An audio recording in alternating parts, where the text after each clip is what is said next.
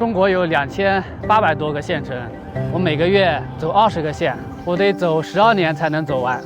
我就发自内心的想出去看看。目前开着车环游中国，到处拍照，走了差不多300多个乡村。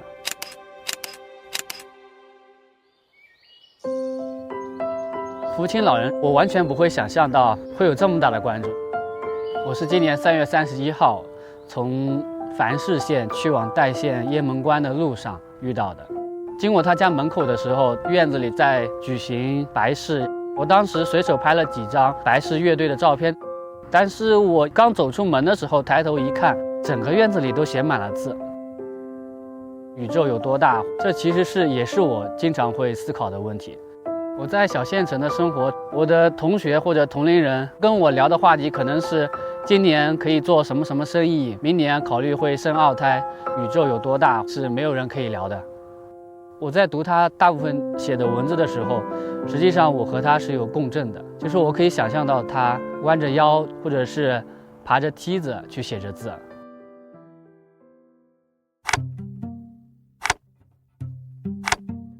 走地仙实际上他们都是活在自我世界的人，精神世界是如此的辽阔。1月7号正式出门，一直到现在的话，总共开了4万多公里。我走了山西这么多破庙，这个破庙是给我印象最深的。很简单，一个村子一个村子推，左云和右玉我全推完了。你走在乡村里，你会看到一些旧旧的房子、旧旧的马路，我感觉很亲切。你好，有人在吗？就像是一个小偷一样。这家人我想看一看，那家人户我也想看一看。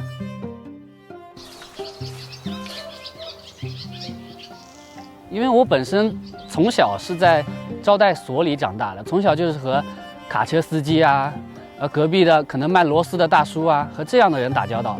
所以长大之后，我拿着相机，我就喜欢走在路上和陌生人去聊天。就是县城的来那边。哦，那边会更加古色古香是吗？好嘞。跟那山上里边那风景，那原生态。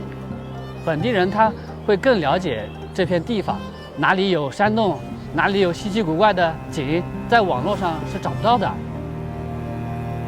这个小册子是我前段时间在庙会上和一个大神买的，在山西每天都能去庙会。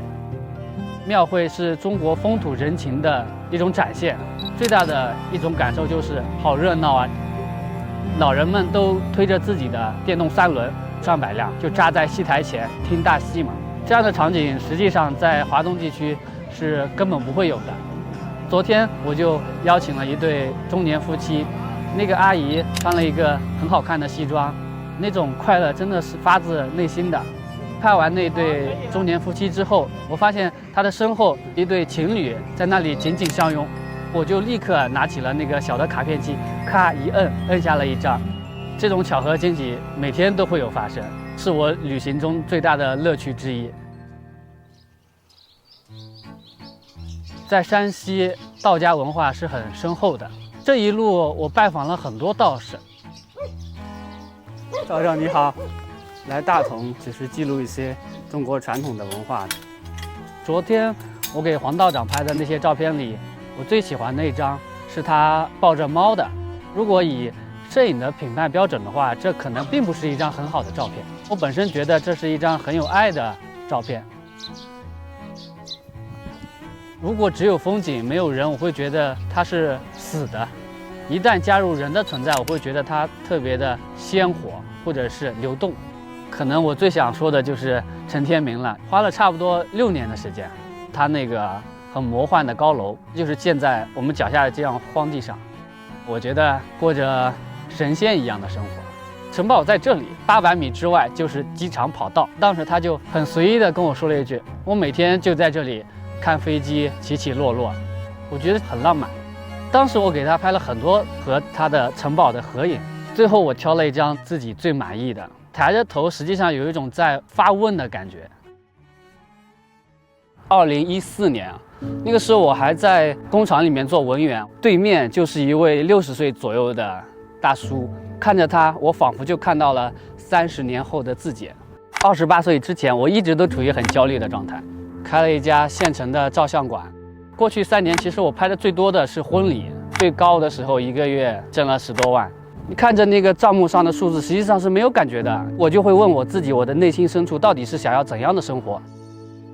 挣钱是一座山峰，摄影是一座山峰，生活也是一座山峰，婚姻也是一座山峰。我可以自由的选择去挑战哪一些山峰。去拍照是我2019年想象的山峰，我现在正在完成它。我觉得这是一件很美好的事情。